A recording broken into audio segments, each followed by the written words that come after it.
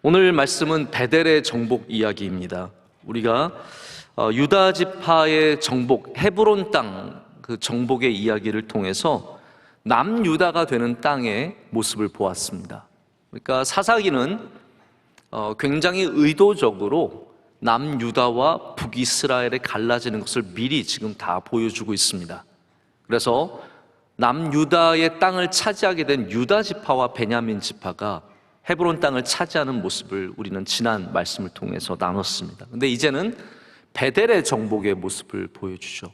베델은 누가 정복하게 되냐면 요셉의 지파. 여러분도 잘 아시겠지만 요셉이라는 지파는 없고 요셉의 두 아들 에브라임과 므낫세가 지파가 되어서 각각 한 지파씩을 이루게 되어 요셉만 두 지파가 그 한 사람에서 나오게 됩니다. 바로 이 요셉의 아들들이 북이스라엘의 굉장히 중심된 도시가 되는 베델을 정복하는 이야기를 오늘 말씀 가운데 보여주고 있습니다. 베델이라는 도시가 여러분 얼마나 이름이 참 귀합니까? 베델이 무슨 말입니까? 하나님의 집, 베스엘, 하나님의 집이라는 참 거룩하고 아름다운 이름을 갖고 있습니다. 그런데 오늘 이 베델에서 살아남은 사람들이 가나안 도시를 또한 세우는 것을 보게 됩니다. 베델은 하나님의 도시여야 하는데 여기 제가 좀 이따 더 설명을 드리겠지만 이렇게 순종하지 못한 결과로 인해서 루스라는 도시가 세워지고 그 도시는 이 가나안의 문화를 품고 가나안의 우상을 갖게 된 베델의 쌍둥이 도시가 되고 맙니다. 루스라는 이름은 나무의 이름입니다. 헤이즐이라고 하는 살구나무 계열, 이런 계열의 나무 이름이 바로 루스입니다. 근데 나중에 이 루스와 베델은 거의 하나가 되기 때문에 우리가 다 베델로 이해를 하게 됩니다. 근데 어떻게 이 땅을 얻게 되었습니까? 오늘 말씀을 보면은 이것이 한 사람, 이 루스에서 나온 한 사람과 그의 가문과의 계약을 통해서 이루어진 것을 보여주게 됩니다. 다른 방식이 아닙니다. 우리 루스, 이 베델을 얻게 된 것은 이 가나안 사람과의 약속을 통해서, 계약을 통해서 이 성을 치고 이 성을 진멸하고 이 성을 얻게 됩니다. 자, 그러면 우린 이 이야기를 보면서 여호수아에 나오는 여리고성을 금방 떠올려 보게 됩니다. 여리고성이 바로 그렇게 하나님께서 이스라엘 백성에게 주신 땅이 되죠. 라합이라는 한 여성이, 한 여인이 이스라엘 정탐꾼들을 만나고 그들에게 정보를 건네주고 그리고 마침내 여리고성이 무너질 때 이 라합의 가문만이 빠져나오는, 붉은 줄을 내려서 빠져나오는 그런 일을 우리가 너무나 잘 알고 있습니다. 성경에서 라합의 이야기는 굉장히 자세하고 중요하게 다뤄주고 있습니다. 왜 그렇습니까? 라합은 예수님의 족보에 있는 여인입니다. 라합은 믿음의 여인입니다. 할렐루야. 자, 보십시오. 라합은 정탐꾼을 만나기 전에도 하나님을 알았고 이스라엘에 대해서 들어서 알았고 그는 하나님을 경외하는 여인이었습니다. 라합은 믿음이 있는 여인으로서 이스라엘과 연결이 되는 겁니다. 그래서 라합은 이방인이었고 심지어는 어떠한 직업을 가졌는지 우리가 잘 헤아릴 수 없을 정도로 그런 어려운 사람이었지만 이 라합은 예수 그리스도가 이 땅에 오시는데 아주 중요한 역할을 하게 되는 하나님의 귀한 종의 사람이 됩니다. 하나님에 대해서 듣고 이스라엘을 알고 그리고 하나님의 사람이 되기를 결심한 사람이 됩니다. 자, 그런데 여기 오늘 본문에 나오는 이 사람은 어떻습니까? 이 사람은 하나님도 알지 못하고 하나님을 경외하지도 않고 이스라엘 사람 되기를 원하지도 않았습니다. 라합과 굉장히 결이 다릅니다. 오늘 1장 후반부에 굉장히 중요한 단어가 나오고 제가 반복해서 이 단어를 설명하겠지만 27절을 한번 보십시오. 오늘 우리가 본문을 읽진 않았지만 이 부분까지 오늘 다루게 됩니다. 27절을 보면 제가 긴 절을 다 읽지 않겠습니다. 맨 밑에 보면 무깃도와 그에 딸린 마을들의 주민들을 쫓아내지 못함에 가나안 족속이 뭐라고요? 결심하고 그 땅에 거주하였더니라고 되어 있습니다. 라합의 결심은 무엇이었습니까? 나는 하나님의 백성이 되겠다는 거죠. 그런데 여기 가나안 사람, 특별히 오늘 나오는 이 베델의 사람은 어떠한 결심을 합니까? 나는 가나안 사람으로서 그 땅을 떠나지 않겠노라고, 내 우상을 지키고 내 삶을 지키고 이 땅을 지키겠노라고 라합과는 전혀 다른 결심을 하는 모습을 보게 됩니다. 그런데 요셉 지파는 이 사람과 계약을 맺는 겁니다. 이 사람과 언약을 맺게 되죠. 여러분, 우리가 교회와 연결될 때 믿음의 사람으로서 연결이 되느냐, 아니면 어떠한 이익을 서로 주고받기 위해서 연결이 되느냐, 이거 굉장히 중요한 문제입니다. 라합은 구원을 받기 위해서 이스라엘과 연결이 된 겁니다. 여기 큰 차이가 있습니다. 그러나 이 베델의 사람은 이익을 얻기 위해서 이스라엘과 연결된 겁니다. 전적으로 어마어마한 차이가 있고, 여긴 영적인 사람과 육적인 사람의 분별됨이 있습니다. 우리가 교회와 왜 연결되느냐? 사람들에게 박수받고 칭찬받기 위해서 연결되느냐, 아니면 구원받기 위해서 연결되느냐? 너무 큰 차이죠. 내가 왜 찬양대에 서느냐? 하나님을 찬양하기 위해서 서느냐, 아니면 그냥 사람들에게 박수받기 위해서 서느냐? 너무 큰 차이가 있습니다. 제가 지난 새벽 예배 때 연결에 대한 말씀을 한번 드렸습니다. 연결에 대한 말씀을 드리고, 우리가 모이는 주님의 백성에서 주님과 연결되는 백성으로 이어져 가야 된다라는 말씀을 드렸어요. 그러면서 제가 예전에 들었던 힙합인 연결고리를 한번, 연결고리라는 노래가 있어요.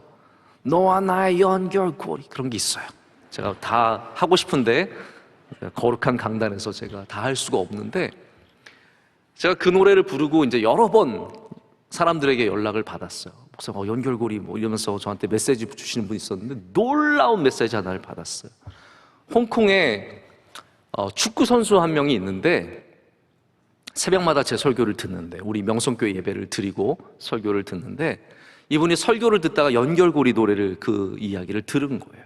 그러면서 너무 즐거워서 저한테 메시지를 보내주셨어요. 이분이 말하기를 그걸 만든 사람이 자기 동생이래요. 이 프라임 비스타라고 하는 일리노, 제가 힙합을 너무 아는 척을 하면 안 되는데, 뭐 도끼라든지 콰이엇이라든지 그런 애들이 하는 그 그룹이 있어요. 거기에 나오는 노래 많은 곡을 이 프라임 비스타라고 하는 프로듀서가 만들었는데, 이 친구가 굉장히 힘들 때 만든 곡이 연결고리래요. 근데 제가 왜 이런 얘기를 하냐면요, 그 친구와 저는 전혀 연결되어 있지 않습니다. 이건 연결된 게 아니에요. 이건 걸려 있는 거예요. 우리 축구 선수, 우리 그분이 또 이렇게 연결해줘서 저한테 자기 동생이라고 소개시켜서 알게 됐는데, 제가 보니까 이 친구가 정말 작곡 활동을 많이 하고 또 우리나라 힙합계에서 굉장히 알려진 프로듀서더라고요. 근데 정말 힘들 때, 어려울 때, 군대 갈 때 자기가 이 노래를, 자기 포기하고 싶을 때 이 노래를 만들었었는데, 이 노래가 굉장히 히트를 치면서 이제 그분의 표현이면 하나님의 은혜로, 힙합에도 하나님의 은혜를 부어주십니다. 이게 뭐 가능한 건지 모르겠는데, 우리 힙합하는 친구들 중에 크리스천들도 굉장히 많고, 십자가 이만하게 타투로 하고, 정말 뭐 어마어마하게 타투를 많이 했는데, 뭐 빌립보서 4장 13절 이런 거 뭐 하고 이러는 친구들도 많아요. 우리 삶의 모습은 우리와 조금 다를지 몰라도 하나님이 그들을 사랑하시고 그들을 저는 축복하신다는 그러한 마음이 있습니다. 어쨌든 제가 이 연결고리라는 노래 때문에 다시 한번 이 연결에 대해서 생각을 해보게 됩니다. 우리가 하나님과 어떻게 연결되어야겠습니까? 우리는 믿음으로, 할렐루야.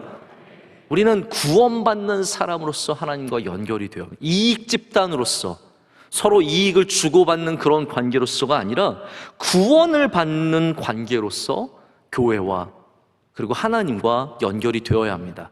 그게 끝까지 갑니다. 왜냐하면 이익은 있었다가 없어지는 거예요.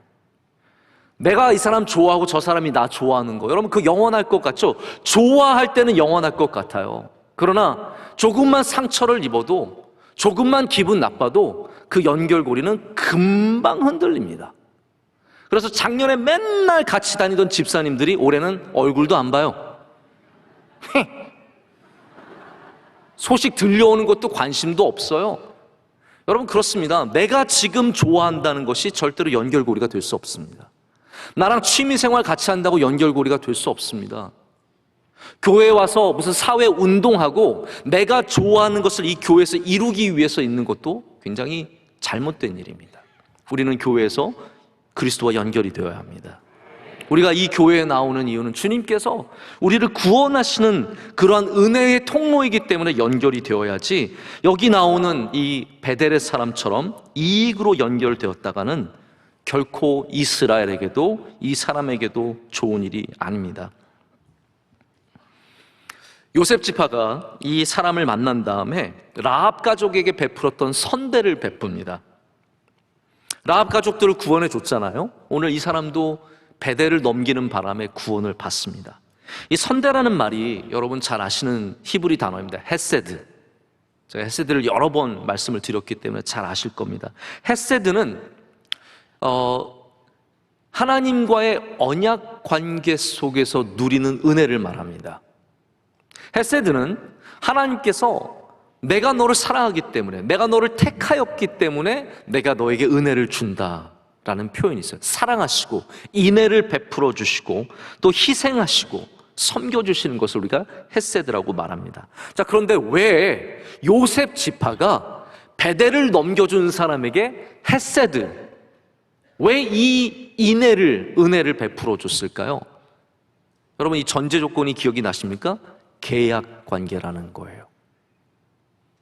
이들이 요셉 지파가 이 사람과 언약을 맺었기 때문에 그래서 베풀어 주는 것이 헤세드, 인애라는 거죠. 이것이 다시 말하자면 그냥 측은해서, 그냥 불쌍해서, 힘들어서 주는 은혜가 아니라 계약을 맺었기 때문에 베풀어 주는 은혜였다라는 겁니다. 자, 그런데 이 요셉의 이야기, 1장 마지막 부분에 나온 요셉의 이야기가 마친 다음에 하나님께서 주의 종을 보내셔서 뭐라고 경고하십니까? 2장 2절 말씀을 한번 보십시오. 이 말씀이 굉장히 사사기에 중요한 말씀인데 이렇게 되어 있습니다. 우리 다 함께 2장 2절 말씀 읽겠습니다. 너희는 이 땅의 주민과 언약을 맺지 말며 그들의 제단들을 헐라하였거늘 너희가 내 목소리를 듣지 아니하였으니 어찌하여 그려하였느냐. 여러분 아시겠죠? 언약을 맺지 말라고 한 거예요. 그들에게 헤세드를 베풀지 말라라는 거죠. 그런데 요셉 지파는 하나님이 약속하시고 하나님이 함께 하신, 여러분 이 베델을 치러 올라갈 때 얼마나 멋집니까? 요셉 가문도 베델을 치러 올라가니 다 올라가는 거거든요. 여호와께서 그와 함께 하시느니라. 할렐루야. 하나님께서 요셉과 함께 하셨는데 요셉은 누구를 택합니까? 바로 베델의 사람을 택하여서 그와 계약을 맺고 그와 언약을 맺고 그에게 선대함으로 그를 통해서 베델을 얻게 되는 거예요. 하나님을 통해서 얻게 되는 것이 아니라 나의 술수와 나의 생각과 나의 기준으로 얻게 되었다는 겁니다. 여러분, 우리가 하나님의 말씀을 잘 분별할 줄 알아야 됩니다. 하나님께서는 우리가 화평하기를 원하십니다. 할렐루야. 그러나 그 말이 누구와 손잡아도 괜찮다는 말씀은 아니세요. 하나님은 우리가 화평하기를 원하시지만 우리가 악과 손을 잡는 건 원치 않으십니다. 우상 숭배자들과 손잡는 건 원치 않으십니다. 저는 솔직히 미국에서 공부를 하면서 여러 종교의 사람들을 많이 만나본 경험이 있는데 제가 뭐 이렇게 모여서 앉아서 얘기 나누는 정도까지는 괜찮아요. 그러나 이게 뭐 종교다원주의처럼 다른 종교에도 마치 뭐가 있는 것처럼 가서 함께 예배를 드리고 뭐 그 사람들의 제사에 참여하고 이런 거는 저는 그건 조금 지나치다고 생각을 합니다. 우리는 그게 결코 옳은 길은 아니라는 걸 알아요. 공부하러 갈 수는 있고 배우러 갈 수도 있고 관철하러 갈 수는 있지만 그것이 교제의 관계까지 나아가서는 결코 안 된다는 거죠. 하나님께서는 우리에게 분명히 경고하십니다. 하나님이 원치 않는 건 손잡지 말라라는 거예요. 악을 멀리하라고 말씀을 하시는 겁니다. 왜냐하면 우리는 악을 이겨낼 힘이 굉장히 부족해요. 이스라엘도 그거 아닙니까? 결국은 우상 숭배 어떻게 하게 됐습니까? 가까이 있다 보니까 하게 되는 거예요. 이게 가까이 있고 보이고 자꾸 하게 되다 보면 굉장히 무뎌지게 되어 있고, 그것이 익숙해지다 보면 점점 그것과는 가까워지고 안 보이시는 하나님과는 점점 멀어질 수밖에 없는 거죠. 그래서 우리는 알아야 합니다. 악은 멀리할 줄 알아야 합니다. 그래서 내게 도움이 된다고 손을 잡는 건 모세적인 믿음이 아니에요. 이 말씀을 드리고 싶었어요. 우리는 모세와 여호수아 다음에 사사기를 만났지 않습니까? 사사기적인 믿음이 있어요. 사사기적인 믿음이 뭐냐면 적당히 하면서 그냥 되는 걸 택하는 겁니다. 하나님을 믿고 하나님을 알고 있지만 그러나 세상의 방식으로 살아가는 게 사사기적인 믿음이에요.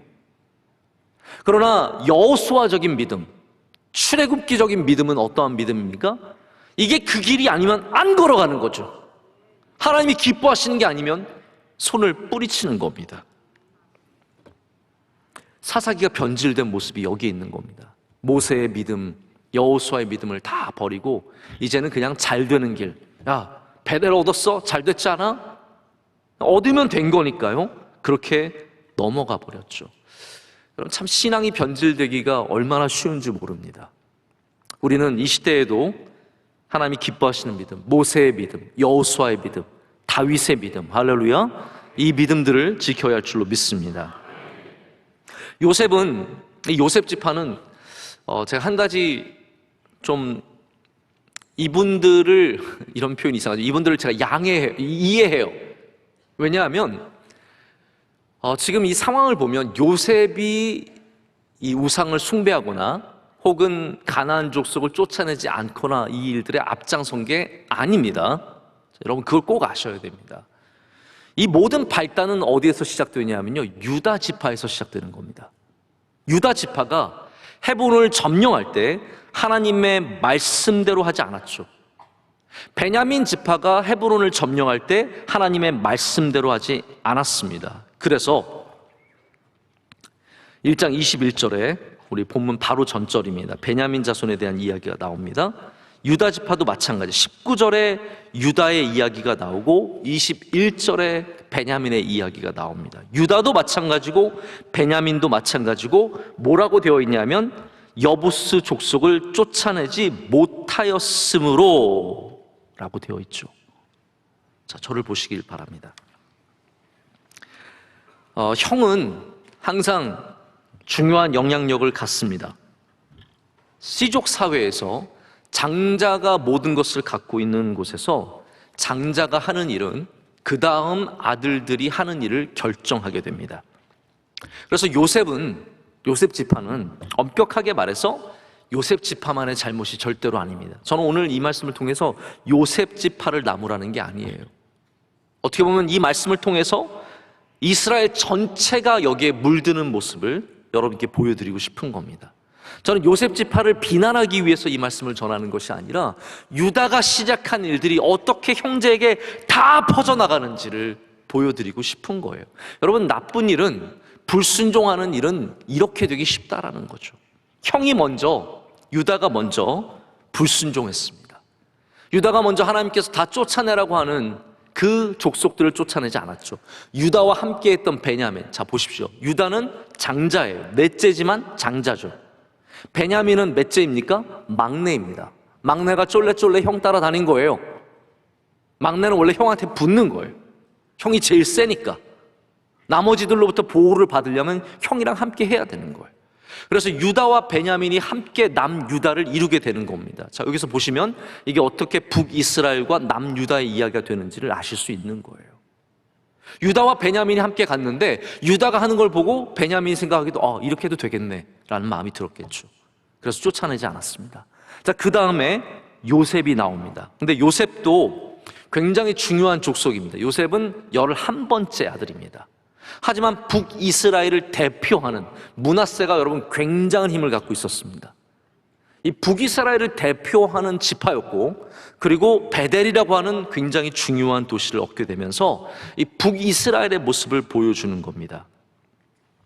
유다는 하나님의 말씀을 어겼고, 베냐민도 그것을 따라서 하나님의 말씀을 어겼고, 이제는 북이스라엘의 요셉이 그것을 따라서 남유다의 장자인 이 유다 족속을 따라서 또 불순종하게 됩니다. 그리고 나서 오늘 읽지 않았지만 27절부터 36절까지 오늘 1장의 후반부의 마지막 모든 곳에는 이 불순종이 어떻게 퍼져나간지를 보여줍니다. 그래서 므낫세가, 에브라임이, 그 다음에 스불론이, 아셀이, 납달리가 다 각각 그들에게 맡겨주신 성읍을 다 차지하지 않고 쫓아내지 못했다라고 나오게 됩니다. 근데 여러분, 참 여기 중요한 게 있습니다. 여기 나오는 도시들, 제가 다 설명하지는 않겠습니다. 도시들이 많이 나오죠. 우리가 잘 아는 무깃도로부터 시작해서 많은 도시들이 나옵니다. 자, 이 정복을 포기한 이 땅, 쫓아내지 못한 이 땅들이 어떻게 되느냐, 이게 중요한 겁니다.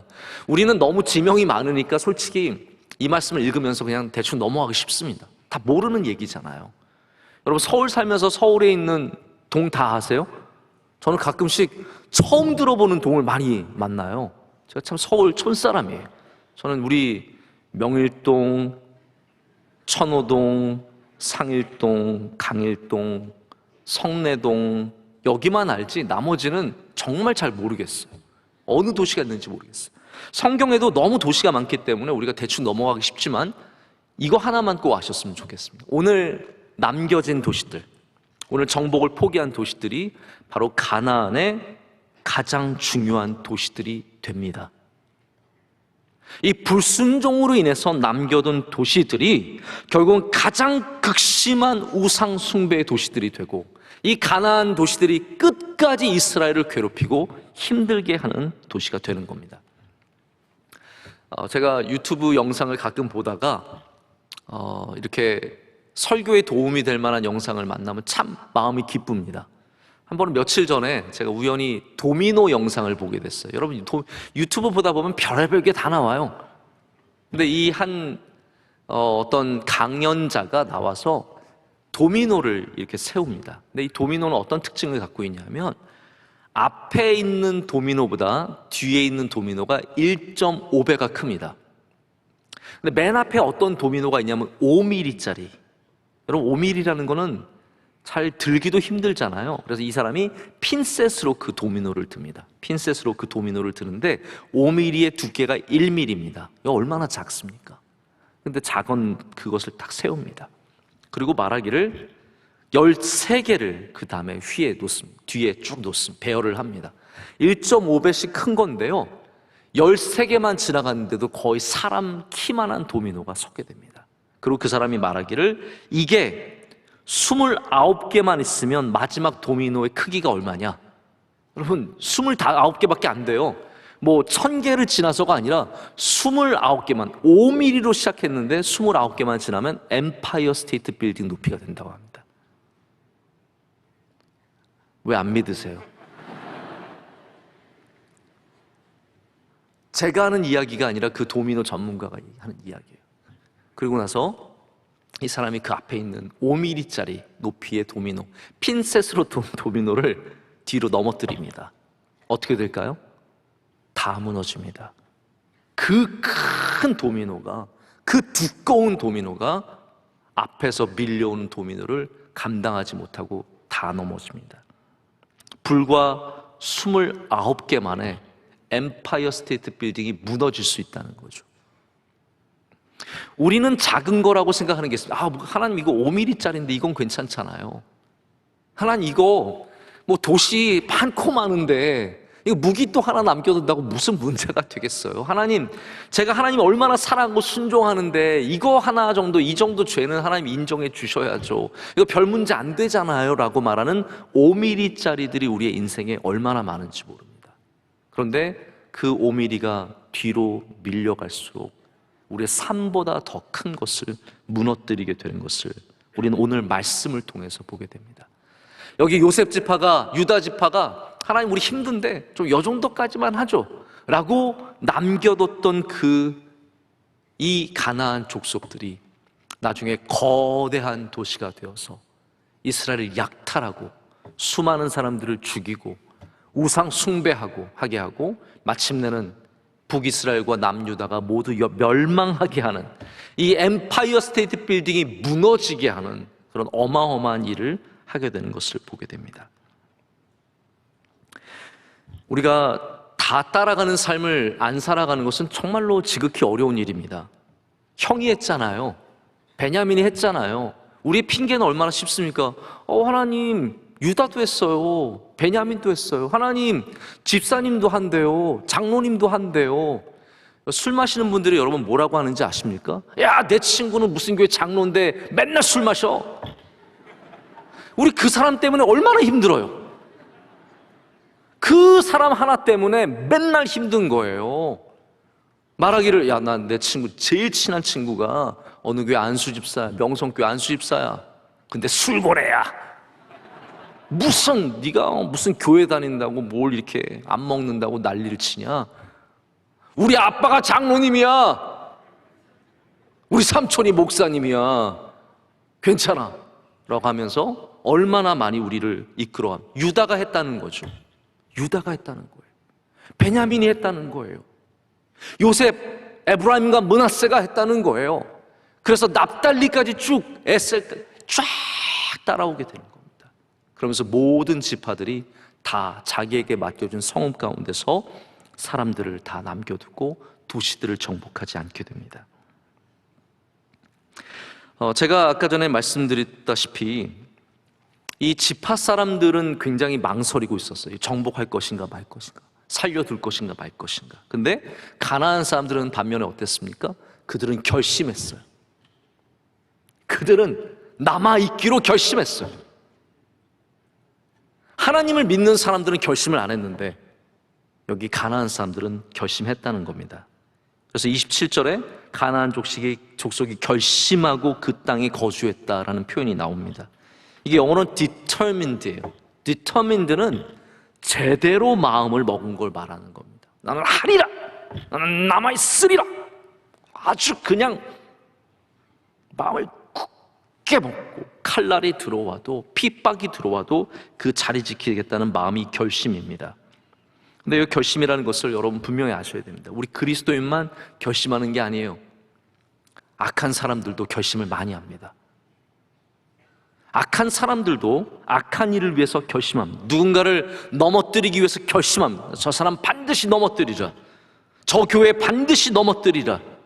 저 목회자 반드시 넘어뜨리라. 저 집사님 반드시 넘어뜨리자. 누군가를 해하려는 결심도 하게 됩니다. 여러분 살아보시면 아시겠지만 좋은 결심은 참 하기 힘듭니다. 이루기도 힘듭니다. 살 빼려는 결심 죽어도 안 됩니다. 올해는 정말 뱃살 1인치만 빼야지. 1인치 늘리지나 마세요. 공부하는 결심 참 어렵습니다. 저도요, 중고등학교 때 한국에 있을 때는요, 매해 초가 되면 무슨 결심을 했는지, 올해는 전교 10등 꼭 들기라! 전교 100등이나 하라고요. 결심을 얼마나 열심히 하는지 모릅니다. 그러나 좋은 결심들을 참 하기가 어렵고 이루기도 어렵습니다. 오늘도 저 악한 사람들이 저렇게 많이 결심하는데 우리도 결심하기를 원합니다. 우리도 믿음을 지키는 결심, 말씀을 붙잡는 결심, 봉사하고 선교하고 전도하려는 결심, 기도의 결심, 좋은 것들을 결심하는 교회 우리 성도들 되기를 원합니다.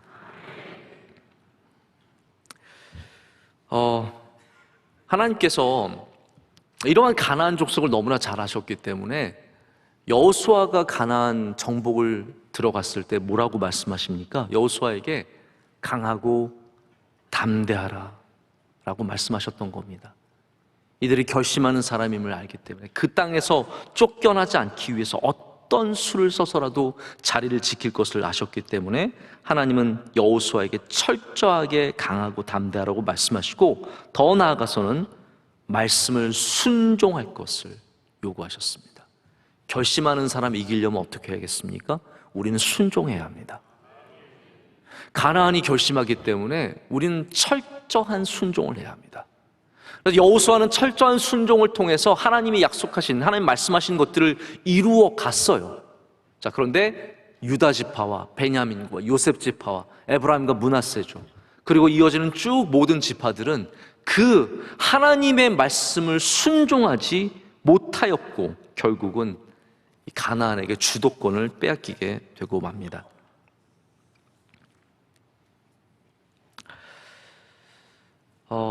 왜 요셉을 비롯한 이 많은 지파들이 이렇게 결심을 하지 못하고 가나안을 쫓아내지 못했을까요? 그것은 순종에 대한 담대한 마음이 부족해서입니다. 오늘 또 다른 단어, 중요한 단어가 있습니다. 결심하였다라는 단어도 굉장히 중요하지만 쫓아내지 못했다라는 단어가 굉장히 중요합니다. 자, 우리가 읽진 않았지만 19절 21절에 제가 유다와 베냐민을 말씀드리면서 쫓아내지 못하였으며 라는 말씀을 읽어드렸습니다. 근데 거기만이 아니에요. 오늘 본문에도, 오늘 읽지 못한 후반부 본문에도 다 어떻게 되어 있냐면 쫓아내지 못했다, 쫓아내지 못했다, 쫓아내지 못했다라고 되어 있어요. 자, 그런데 여러분, 우리가 쫓아내지 못했다라는 말은 보통 어떻게 해석이 되세요? 힘들어서, 저들이 강해서, 그래서 못 쫓아낸 것 같잖아요. unable, 그렇게 못한 것 같잖아요. 그런데 원어는 어떤 의미냐면요, 내쫓지 않았다라는 말이에요. 다시 말씀드리자면 힘이 없어서, 능력이 없어서 쫓아내지 못한 게 아니라 이들이 그냥 쫓아내지 않았다라는 거예요. 모든 주석들이 여기에 대해서 한 목소리를 냅니다. 사사기의 문제가 뭐냐? 바로 이거라는 거예요. 쫓아내지 않았다는 것, 순종하지 않았다는 것. 그럼 이 순종하지 않았을 때의 사람들의 변명은 뭐였을까요? 여러분, 순종하지 않을 때 어떤 변명을 갖고 계세요? 하나님 너무 죄송해요, 그러세요? 우린 대부분 순종하지 않을 때 어떻게 말하냐면요, 어쩔 수 없었어요, 하나님, 이렇게 말합니다. 하나님, 어쩔 수 없었어요. 저 루스를 살려둘 수밖에 없었어요. 저 무기또를 살려둘 수밖에 없었어요. 하나님 아시잖아요, 저희 상황이 지금 그거 할 상황이 아니에요. 어쩔 수 없었어요 라고 말합니다. 근데 사실 그 뒤에는 어떤 말이 있을까요? 하지 않았다라는 말이 있죠. 그냥 하지 않은 겁니다. 저도 학교에서 강의를 이제 오랫동안 했었는데요, 학생들이 숙제를 안 해올 때 얼마나 많은 핑계가 있는지 모릅니다. 자, 우리 장신대에서 강의할 때는 저희 반에 우리 교회 전도사님들이 많았어요. 무슨 사명감을 갖고 들어와요. 근데 이게 좋은 것도 있고 나쁜 것도 있어요. 좋은 건 뭐냐면 저를 아니까, 편하니까. 저도 또 우리 대학부 출신들이고 다 아는 분들이니까 서로에게 참 좋죠. 근데 나쁜 건 뭐냐면 공부 못하면 굉장히 찍혀요. 야, 쟤 왜 공부를 못하지? 이렇게 되고요. 숙제를 안 해오면 쟤 저래가지고 목회할 수 있겠어? 이제 이런 생각이 드는 거거든요. 근데 다행히 감사하게도 저와 수업을 들었던 모든 분들은 그걸 다 감수하고 오시는 거예요. 그래서 아예 안 될 사람은 안 들어온 것 같아요. 그래서 저와 수업한 전도사님들 다 잘하셨어요. 아주 훌륭하게 하셨고, 제가 그렇다고 일부러 A를 주진 않습니다. 뭐 B인 사람에게 A를 줄 수는 없지만 그래도 다 좋은 점수를 받고 잘 마친 기억이 나요. 근데 공부하는 분들 중에 꼭 그런 얘기를 하는 분들이 있습니다. 교수님, 어쩔 수가 없었습니다. 이번에 교회 행사가 많았고 집안에 일이 있었고 제가 갑자기 엉덩이 뼈를 다쳐가지고 앉을 수가 없어가지고 제가 공부를 할 수가 없어. 뭐 별의별 이유가 다 있어. 뭐 교수님 아시죠? 제가 멀리서 학교를 다녀요. 그럼 어디신데요? 구리에서 다니고 있습니다. 장신대에서 구리가 제일 가까워요. 산만 넘으면 돼요. 장신대는 서울이고 자기는 경기도란 이유로 멀리서 다니고 있노라고. 근데 전사님, 제가 더 집이 먼 것 같은데요. 별의별 다 이유가 있습니다. 어쩔 수 없었다는 거죠. 근데 사실은 뭡니까? 안 한 거죠. 안 한 거죠. 뭐 1000명에 1명 정도는 정말 어쩔 수 없는 상황이 있겠지만 대부분은 우리가 그냥 하지 않은 겁니다. 우리는 순종하지 못할 때 사사기의 사람들처럼 하나님, 우리 쫓아낼 수가 없었어요. 우리 노력했는데 못 쫓아낸 거예요 라고 말을 하고 싶은데 사실은 어떻습니까? 쫓아내지 않았던 거죠. 성경은 바로 그걸 우리에게 보여주고 있는 겁니다. 팀 켈러 목사님이 이 순종하지 않는 자세에 대해서 뭐라고 지적하냐면요, 우리가 불순종하는 모습이 세 군데에서 발견될 수 있다고 합니다. 우리가 못해요, 이런 불순종을 정당화하는 3대 범주가 있다고 합니다. 첫 번째는 용서에 대해서 맨날 우리는 하나님한테 하나님 저 못하겠어요 라고 말한다는 거죠. 하나님 저 용서 못하겠어요, 저 사람 복수해야 돼요. 내가 복수할 권리를, 여러분 사람이 상처를 입으면요 마치 복수할 권리를 갖게 되는 것처럼 생각합니다. 근데 하나님은 그 권리를 내려놓으라고 말씀하시는 거죠. 그리고 용서의 의무를 지라고 말씀을 하십니다. 그런데 우리는 하나님 저 못하겠어요 라고 말할 때가 참 많습니다. 이건 또 두 번째는 굉장히 미국적인 정서인데 어려운 진실을 말하는 부분이라고 말합니다. 이거 진실을 얘기하면 그 사람이 나를 안 좋아할 테니까, 그가 화를 낼 테니까 그냥 내가 차라리 가지고 갈래가 되어버린다는 거죠. 저도 사실은 화평을 좋아하는 사람이기 때문에, 평안을 추구하기 때문에 이렇게 누군가에게 화를 불러일으킬 만한 말을 하고 싶어 하지 않고, 누군가를 또 자극하는 것을 별로 하고 싶지 않는 마음이 있습니다. 목회자로서도 그런 마음들이 있습니다. 이분 상처 입을까봐 말을 못하고, 저는 피곤해 죽겠는데 막 끌려다니면서도 말을 못할 때가 종종 있습니다. 또 말을 하면요 그게 또 도화선이 돼서 누군가가 터지고 또 문제가 생기고 그러기 때문에 말하고도 늘 후회하는 그런 일들이 많이 있습니다. 그러나 여러분, 이것이 불순종의 측면이 되면 위험한 겁니다. 우리는 지혜를 갖고, 반대로 지혜를 갖고 접근을 해야지, 불순종해서 우리가 정말로 말해야 할 것을 말하지 못하는 것은 하나님께서 기뻐하시니 아니라고 지적을 합니다. 세 번째, 마지막은 유혹에 대한 부분이죠. 유혹. 여러분, 유혹은요 우리 안에 있는 아주 시스템적인 죄입니다. 근데 이거를, 유혹을 이겨내는 것은 그냥 내가 갖고 있는 결단 하나만으로는 정말 어렵다는 사실을 아셔야 돼요. 술, 내가 결심을 한다고 이겨내지 못합니다. 수많은 유혹들이 그냥 나의 결심만으로 되지 않고 하나님의 크신 은혜가 필요하고 주변의 도움이 많이 필요합니다. 잘못인 걸 알고 있지만 하나님 저 이건 안 하고는 안 되겠어요. 저 어쩔 수 없어요. 하나님 이거 안 마시면 안 되는 걸요. 이거 도박 안 하면 안 되는 걸요. 하나님 저기 안 가면 안 되는 거. 그렇게 하나님께 끊임없이 우리가 변명을 할 때가 있다는 거죠. 여러분, 우리 삶에 얼마나 많은 반쪽의 순종이 있는지 모릅니다. 제가 이런 말씀을 드리는 게 조심스러운 것은, 제가 여러분에게 완벽한 삶을 요구하는 것은 절대로 아닙니다. 저도 부족한 삶이고 우리 모두가 부족한 삶이기 때문에 우리는 완벽할 수 없습니다. 하지만 우리의 삶에 이렇게 불순종으로 인해서 씨앗이 하나 심겨지게 되면 그것이 큰 산이 되고 큰 재앙이 되어서 우리 앞에 던져질 수 있다는 것을 우리는 반드시 기억해야 할 줄로 믿습니다. 제가 마지막으로 이 말씀만 드리고 말씀을 맺으려고 하는데요, 왜 사사기에 불순종이 있었느냐? 마지막 부분입니다.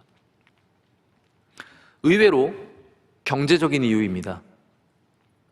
왜 하나님께 불순종했느냐? 왜 가나안 족속들을 다 쫓아내지 않았느냐? 저의 추측이 아니라 오늘 말씀에 나오는 부분이에요. 유대인들은 짠돌이로 유명합니다. 유대인들은 어려서부터 자녀들에게 경제적인 관념을 굉장히 중요하게 심어줍니다.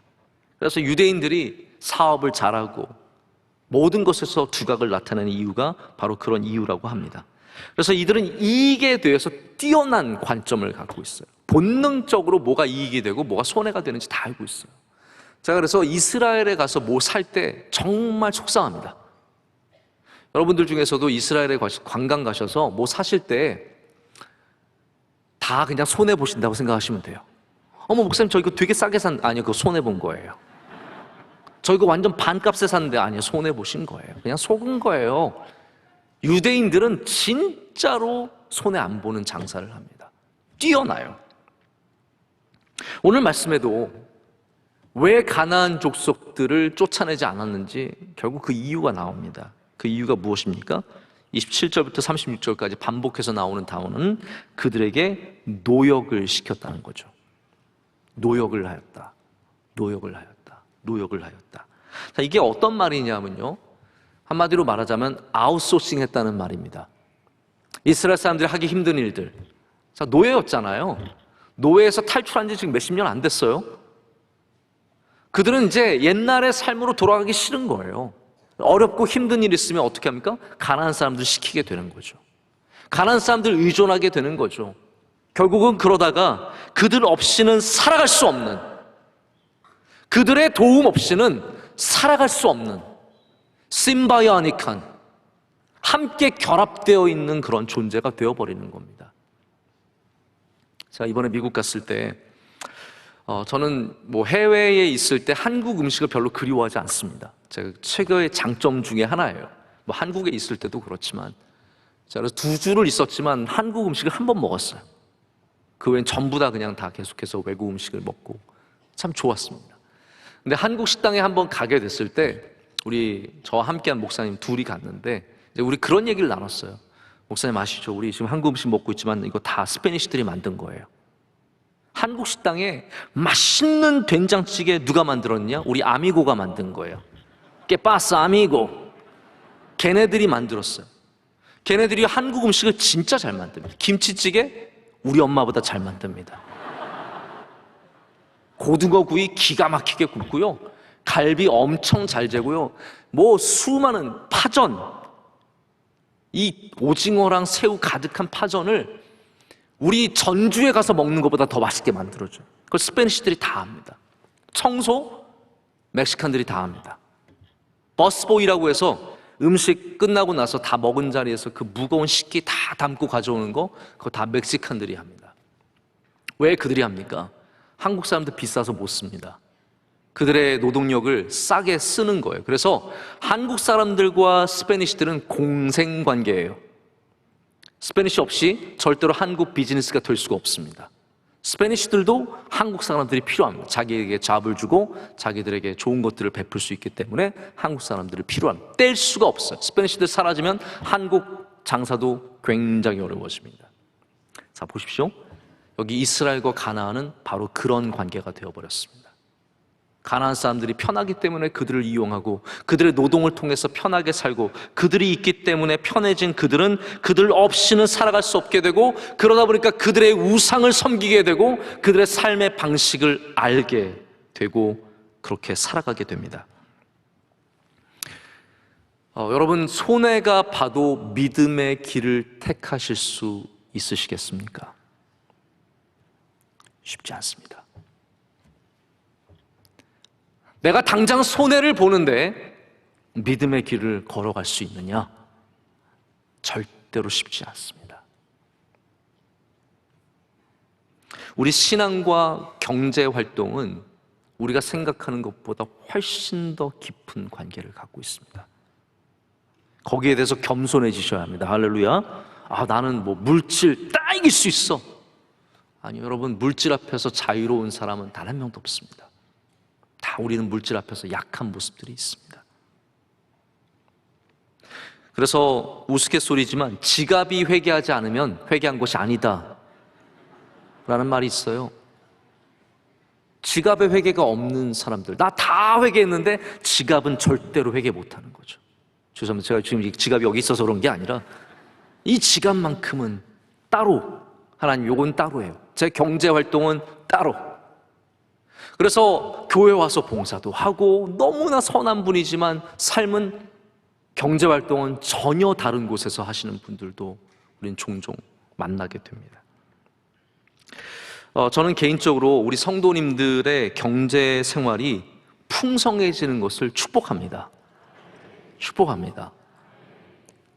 100배의 열매 맺기 축복합니다. 형통하시길 축복합니다. 뭐 부흥회 한번 할까요, 여러분? 이걸로 복 받으시고 뭐 형통하시고 하나님께서 물질을 쌓을 곳이 없게 부어주시고 불 받아라 막 이렇게 해서 한번 쭉 한번 할까요? 네? 그런데 우리의 경제 활동이 복을 받아야 하고 이것이 참 귀하지만 아름다움을 잃어버리면 안 됩니다. 모든 경제 활동은 하나님 안에 있을 때 아름답습니다. 하나님을 떠나면 우리의 욕심과 끝없는. 그래서 여러분, 돈을 얼마만큼 더 벌고 싶으십니까? 정답이 뭐죠? 더 벌고 싶다예요. 더. more예요. more. 조금 더. 올해 1억 연봉이었는데 내년에 얼마 받고 싶어요? 더 받고 싶어요. 여러분, 매 맞을 때 부모님이 때릴 때 너 몇 대 맞고 싶어? 4대요. 그리고 동생이 저는 더 때려주세요. 그런 사람 본 적 있으십니까? 저는 더 맞고 싶습니다. 아닙니다. 우리는 나쁜 것은 더 하고 싶어 하지 않지만 경제에 대해서는, 이 돈에 대해서는 더 많은 것을 얻고 싶어 하는 마음이 있습니다. 오늘 이 시간 가나안이 바로 그 문제 때문에, 이 이스라엘이 그 문제 때문에 가나안과 경제적 동체가 되었다는 것을 여러분께서 꼭 아셨으면 좋겠습니다. 우리는 세상과 함께 살아가고 있지만 경제적 동체가 아니라 우리는 주님의 백성으로 살아가야 합니다. 물질의 유혹을 조금씩이라도 떨쳐버리면서 물질 때문에 하나님과 멀어지지 않도록, 할렐루야, 경제 활동이 하나님과 멀어지는 이유가 되지 않도록. 하나님, 저 그럴 수밖에 없는 거 아시죠? 바로 그러한 변명들이 아니라 우리 하나님 앞에 정직하게 살아가며 하나님이 기뻐하시지 않는 가나안을 내쫓을 수 있는 주의 백성들이 될 때 여러분의 삶이 우리 하나님이 주시는 풍성한 은혜로 채워질 것을 믿습니다.